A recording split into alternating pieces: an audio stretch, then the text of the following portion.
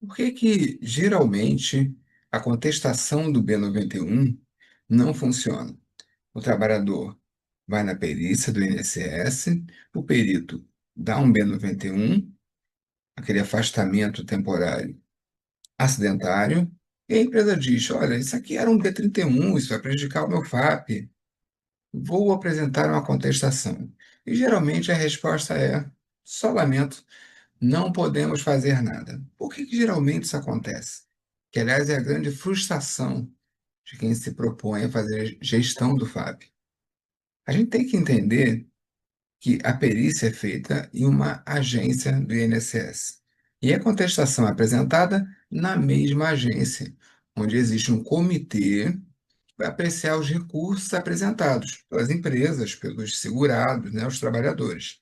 Ou seja, são os servidores do INSS que são peritos avaliando a sua contestação sobre a decisão, sobre o trabalho de um colega, de um outro perito. É óbvio que provavelmente isto não acontecerá. A perícia do INSS, ela é muito frágil. Ela nem poderia ser chamada de perícia no sentido mais aprofundado da palavra, porque o perito médico do INSS, diante do trabalhador, não vai fazer novos exames, não vai encaminhar esse trabalhador para especialistas naquela doença, naquela incapacidade. Basicamente, ele está preso ao relato do trabalhador, é o exame documental, aquilo que o trabalhador apresenta, além dos dados que o próprio INSS já tem. E, geralmente, é bastante frágil, né? A empresa não fica satisfeita quando esse perito aplica um B91. Só que a contestação, infelizmente, segue o mesmo caminho.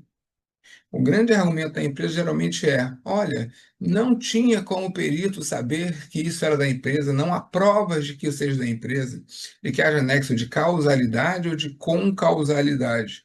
Mas a empresa também não faz esse aprofundamento da investigação. Geralmente, a contestação que dá certo é aquela exceção. O trabalhador estava de folga e aí sofreu um acidente, foi um acidente doméstico. Existe uma prova documental mostrando que aquele evento não foi na empresa. Geralmente é essa contestação que dá certo. Só que essa contestação não precisava existir, porque na verdade a empresa já deveria ter oferecido subsídio, presta atenção nessa palavra, subsídio para o perito do INSS, coisa que infelizmente não é feita. Um pesquisador da Fundacentro, algum tempo atrás, fez uma pesquisa no Tribunal de Justiça de São Paulo.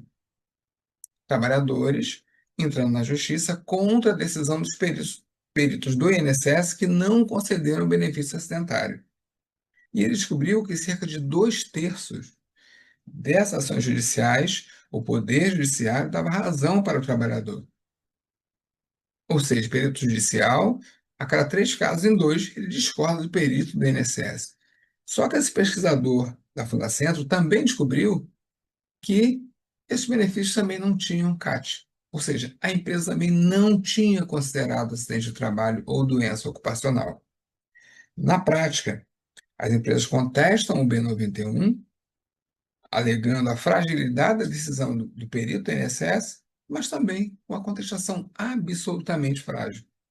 Se já não fosse a questão de ser o próprio INSS, os próprios peritos a julgarem recursos da empresa, ela tem o fato de que nem INSS nem empresa se aprofundam nessa perícia.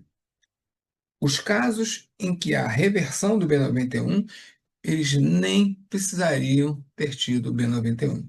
É falha de gestão de quem está cuidando do FAP, quem está cuidando do absenteísmo médico da empresa, quem está cuidando da gestão previdenciária da empresa, não conhece os mecanismos preventivos. Como é que eu evito o B91? E não para ficar brigando depois, que vai ser objeto de um outro vídeo, com certeza.